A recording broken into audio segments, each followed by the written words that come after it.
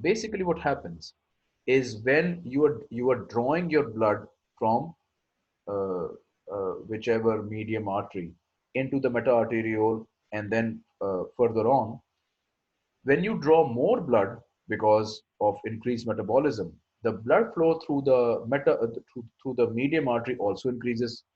Of course, it needs to increase, then the blood flow through the tissue will increase, right?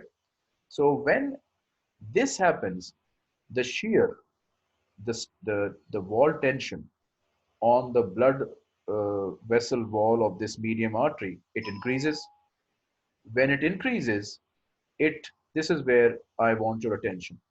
When there is increase in wall tension during increased blood flow in this feeding artery, in this scenario, what happens is it triggers a response from the visceral smooth muscle of the wall, such that it it is continuously forming nitrous oxide, which is called, basically it's a factor, endothelium derived, i.e. it's derived from endothelium, relaxing factor. It relaxes.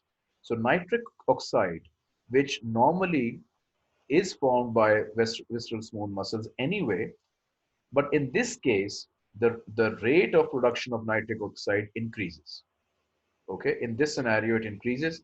Is it further relaxes this vessel, this medium artery, and when it further relaxes, there is more blood flow flowing through it, so that downstream the tissue gets more blood flow because that's what it requested. Yes, I hope this is clear.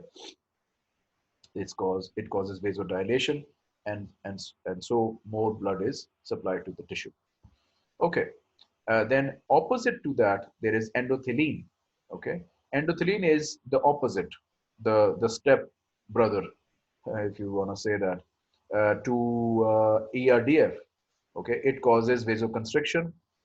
This is formed when the endothelium is damaged, and this controls blood flow. It decreases blood flow, so you may not have too much bleeding or blood loss. Okay, so this is a regulatory mechanism.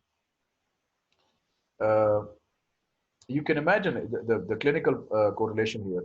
You can imagine that EDRF would play a very good, important role in working against hypertension in people who get hypertensive, i.e., chronically increased blood pressure.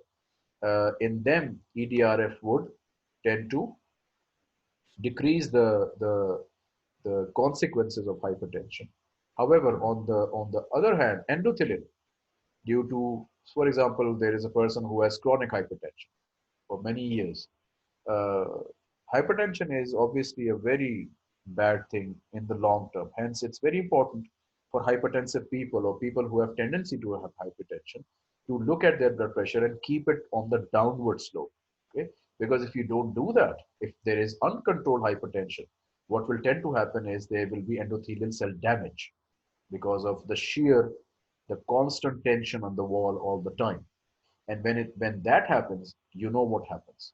Endothelin is released, which causes vasoconstriction in an already stressed environment. Okay, and the further damage can occur if this person is hypertensive.